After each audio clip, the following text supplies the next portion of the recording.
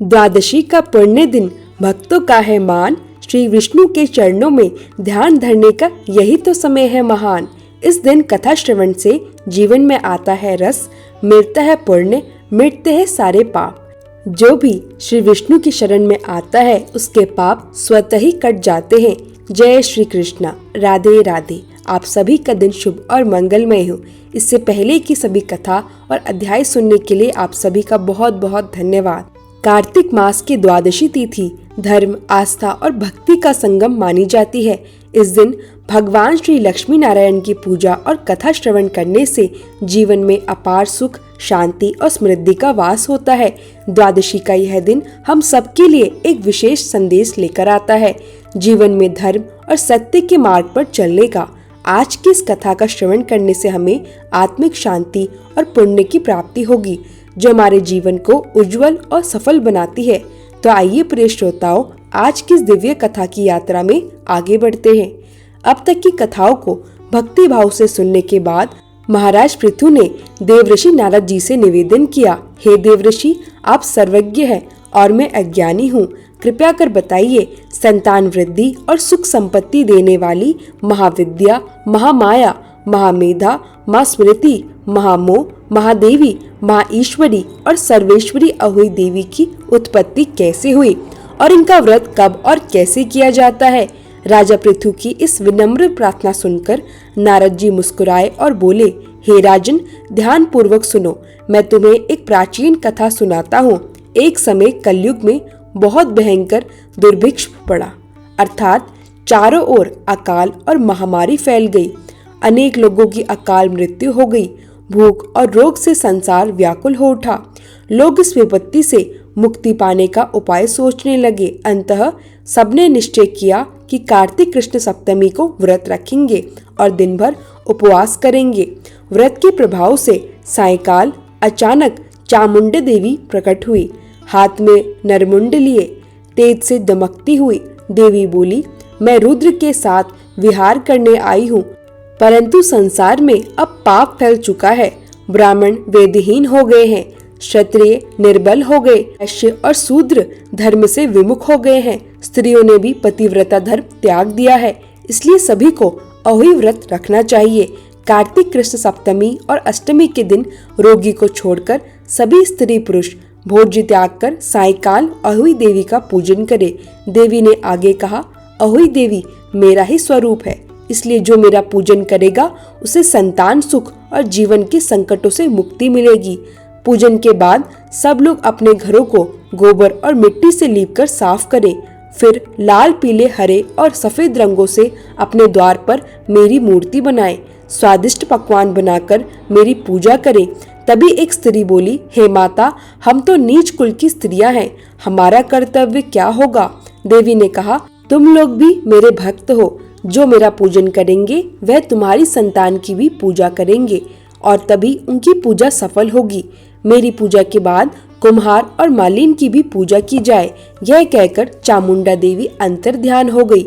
सभी लोगों ने देवी के बताए अनुसार व्रत और पूजा पाठ किया। व्रत के प्रभाव से उनके सारे संकट मिट गए और संसार फिर से सुख और शांति से भर गया। अहोई अष्टमी की कथा सुनने के पश्चात राजा पृथु ने देवर्षि नारद जी से पूछा, हे ऋषिवर, कृपया कर बताइए, महीनों में कार्तिक मास और तिथियों में एकादशी को सर्वश्रेष्ठ क्यों कहा गया है। नारद जी ने उत्तर दिया, हे राजन, यही प्रश्न एक बार सत्यभामा जी ने भगवान श्री कृष्ण से किया था। जो उत्तर श्री कृष्ण ने उन्हें दिया वही आज मैं तुम्हें सुनाता हूँ। तुम ध्यान पूर्वक सुनो।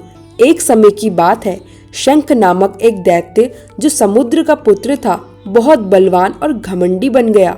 उसने अपनी शक्ति से इंद्र आदि देवताओं को स्वर्ग से निकाल दिया और स्वयं उनका स्थान ले लिया। सब देवता भयभीत होकर अपने बाल बच्चों सहित पर्वत की गुफाओं में जा छिपे। दैत्य शंख सोचने लगा, मैंने देवताओं का स्थान तो ले लिया, परंतु वह हार अभी नहीं माने। वह वेद मंत्रों के बल से शक्तिशाली है, अतः मुझे अब वेदों का भी हरण करना चाहिए। यह सोचकर उसने वेदों की खोज शुरू की। वेद डरकर समुद्र में जाकर छिप गए।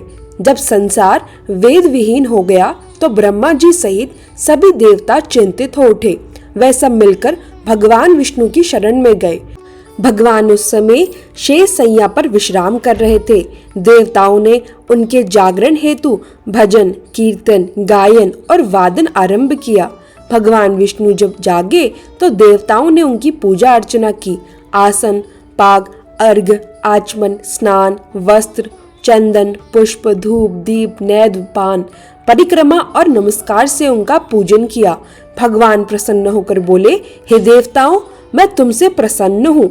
अब मैं शंकासुर दैत्य का वध करूंगा और चारों वेदों को पुनः वापस लाऊंगा। परंतु ध्यान दो, आज से वेद बीज मंत्रों सहित कार्तिक मास के जल में निवास करेंगे।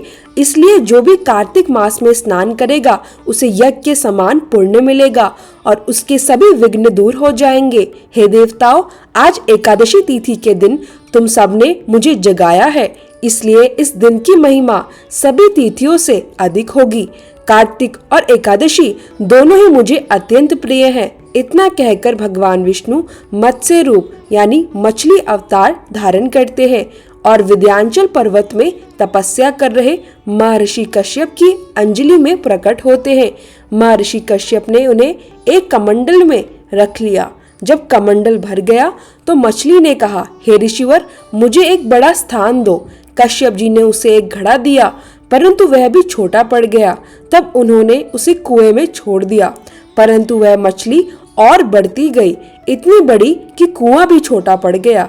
अब कश्यप जी ने उसे समुद्र में छोड़ दिया।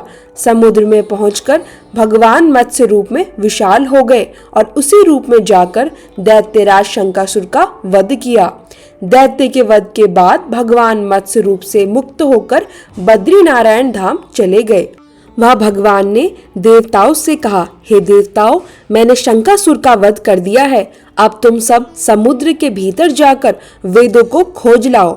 ऋषि मुनियों ने अपने तपोबल से समुद्र में प्रवेश किया और चारों वेदों के 6 अंग छद, व्याकरण, कोश, वैगक, ज्योतिष और स्मृति ढूंढ निकाले। जिस वेद का जो भाग जिस ऋषि को मिला वह उसी का कहलाया। इस प्रकार वेदों का पुनः रुद्रार हुआ। भगवान ने कहा, जो भी व्यक्ति कार्तिक मास में नियम पूर्वक स्नान, व्रत, कथा श्रवण और भक्ति करेगा उसके समस्त पापों से मुक्ति मिलेगी। ऐसा कहकर भगवान बद्रीनारायण में ही निवास करने लगे और देवता प्रसन्न होकर अपने लोक लौट गए। देवर्षि नारद जी ने यह कथा सुनाकर कुछ क्षण मौन हो गए और राजा पृथु भगवान विष्णु की महिमा का ध्यान करने लगे। हरे कृष्णा। आज के अध्याय में हम तुलसी माता की अद्भुत कथा का श्रवण करेंगे। तुलसी माता को सत्यवती, वृंदा और हरिप्रिया भी कहा गया है।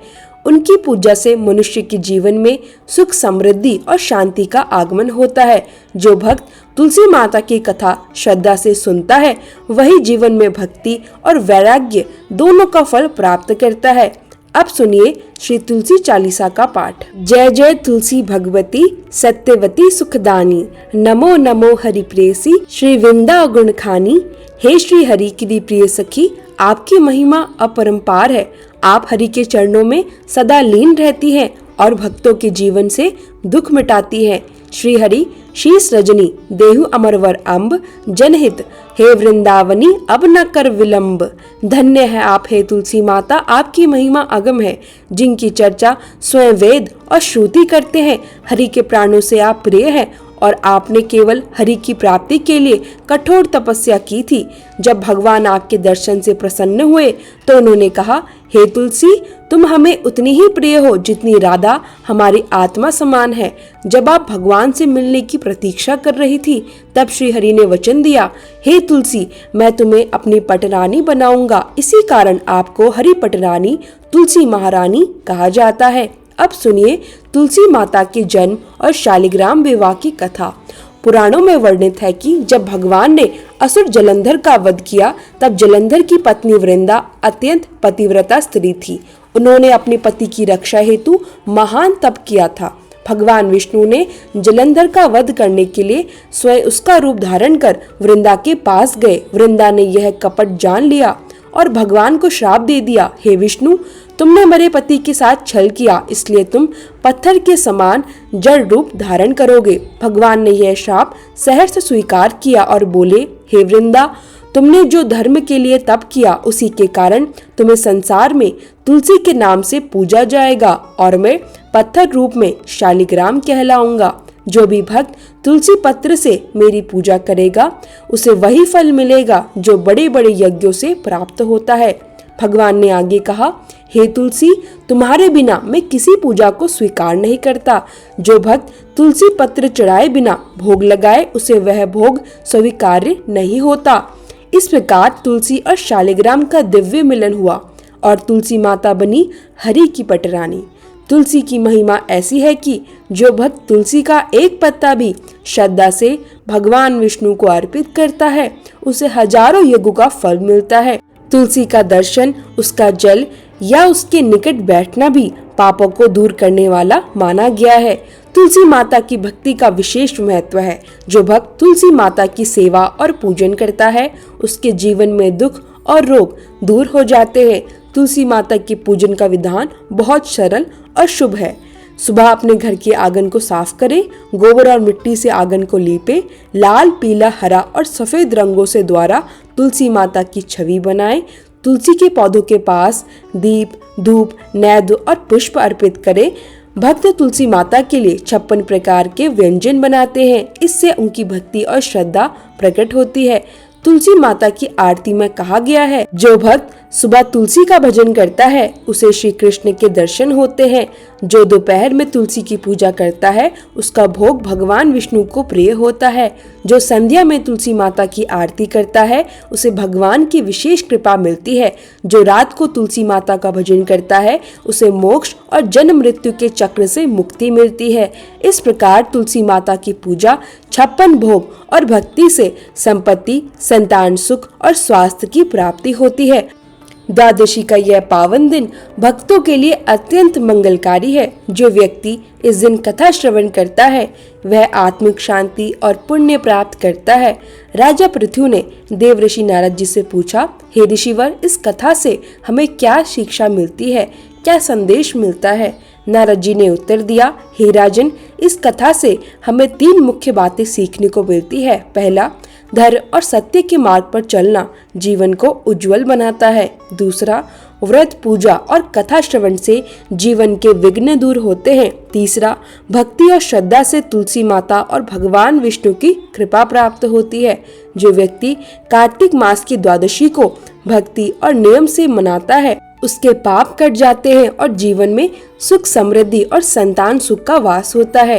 अंत में प्रिय श्रोताओं, भक्ति भाव से तुलसी माता और भगवान विष्णु की पूजा करें, संकट दूर होंगे और जीवन में अपार सुख समृद्धि आएगी। अब सुनिए तुलसी चालीसा पाठ और आरती। जय जय तुलसी भगवती सत्यवती सुखदानी, नमो नमो हरि प्रेयसी श्री वृंदा गुण खानी, श्री हरि शीश बिरजनी देहु अमरवर अम्ब, जनहित है वृंदावनी अब न करूँ विलंब। धन्य धन्य श्री तुलसी माता, महिमा अगम सदा श्रुति गाता, हरि के प्राण से तुम प्यारी, हरि ही है तु कीन्हु ताप भारी। जब प्रसन्न है दर्शन दीनो, तब कर जोर विनय उसकीनो। हे भगवंत कंत मम होहु, दीन जानि जन छड़ाहु छोहु। सुनी लक्ष्मी तुलसी की बानी, दीनो श्राप कद पर आनी। उस अयोग्य वर मांगन हारी, होहु विटप तुम जड़ तनुधारी। सुनी तुलसी श्रेप तेहि ठामा, करहु वास तुहु नीचन धामा। दियो वचन हरि तब तत्काला, सुनहु सुमुखी जन होहु बिहाला। समय पाई व्यो रो पाति तोरा, पूज्यो आस वचन सत मोरा। तब गोकुल मह गोप सुदामा, तासु बही तुलसी तू बामा। कृष्ण रास लीला के माही, राधे शक्य प्रेम लखी नाही। दियो श्राप तुलसी तत्काला, नर लोक ही तुम जन्महु बाला। यो गोप वह दानव राजा, शंख चूड नामक सिर ताजा। तुलसी बही तासु की नारी, परम सती गुण रूप अगारी।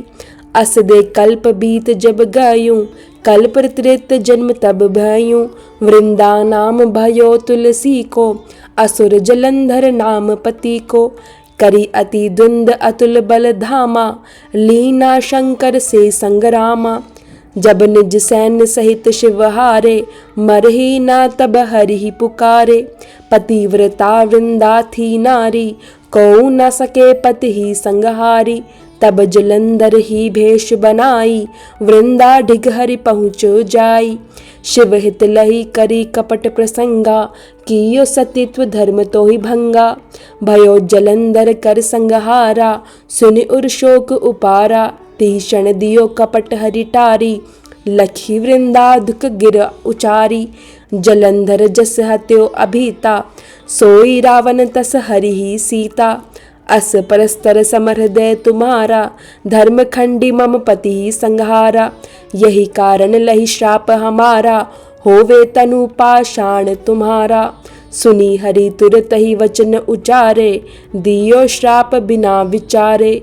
लखियो ना निज कर तूति पति को, छलन चहो जब पार्वती को। जड़मति तु अस हो जड़ रूपा, जग मह तुलसी विटप अनूपा। धग्व रूप हम शाली ग्रामा, नदी गंडकी बीच ललामा। जो तुलसी दल हम ही चढ़ई है, सब सुख भोगी परम पद ही है। बिनु तुलसी हरि जलत शरीरा, अतिशय उठत शीश उर पीरा। जो तुलसी दल हरि शिर धारत, सो सहस्त्र घट अमृत डारत। तुलसी हरि मन रंजनी हारी, रोग दोष दुख भंजनी हारी। प्रेम सहित हरि भजन निरंतर, तुलसी राधा में नहीं अंतर। व्यंजन हो छपनु प्रकारा, बिनु तुलसी दल नहीं हरि ही प्यारा। सकल तीर्थ तुलसी तरु छाही, लहत मुक्ति जन संशय नाही। कवि सुंदर एक हरि गुण गावत, तुलसी ही निकट सहस गुण पावत। बसत निकट दुर्बासा धामा, जो प्रयास ते पूर्व ललामा। पाठ करी जो नितर नारी, हो ही सुख भाष्य ही त्रिपुरारी। तुलसी चालीसा पढ़ही, तुलसी तरु ग्रह धारी। दीपदान करी पुत्र फल पावही, बंदेहु नारी। सकल दुख दरिद्र हरिहार है, परम प्रसन्न। आशय धन जन लड़ही, ग्रह बसही पूर्णा अत्र। लाही अभिमत फल जगत, मह लाही पूर्ण सब काम। जय दल अर्पही तुलसी, तह सहस बसही हरि राम। तुलसी महिमा नाम लख, तुलसी सूत सुख राम। मानस चालीसा रच्यो, जगमह तुलसीदास आरती। तुलसी महारानी नमो नमो, हरि की पटरानी नमो नमो। तुलसी महारानी नमो नमो, हरि की पटरानी नमो नमो। धन तुलसी पूरण तब कीनो, शालिग्राम बनी पटरानी नमो नमो। तुलसी महारानी नमो नमो, हरि की पटरानी नमो नमो। जाके पत्र मंजीरी कोमल, श्रीपति कमल चरण लपटानी नमो नमो। तुलसी महारानी नमो नमो, हरि की पटरानी नमो नमो। कौन महीने में बोई रानी तुलसा, कौन महीने में हुई हरियाली नमो नमो। तुलसी महारानी नमो नमो, हरि की पटरानी नमो नमो।